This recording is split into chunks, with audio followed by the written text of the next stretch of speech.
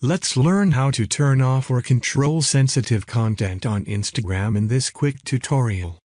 If you want to see less sensitive content on your Instagram feed, Reels, and Explore page, this is exactly what you need to do. First, open the Instagram app and head over to your profile page. From there, tap on the three horizontal lines in the top right corner to open the menu.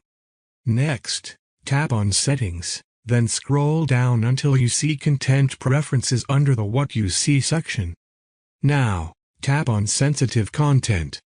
Here, you will be able to control how much sensitive content appears on your account. You'll see three different options.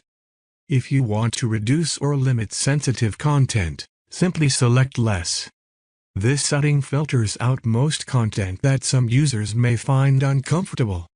Once you tap Less, Instagram will automatically apply this setting across your feed, Reels, Explore page, and even comments.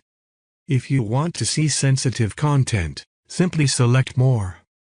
And that's it.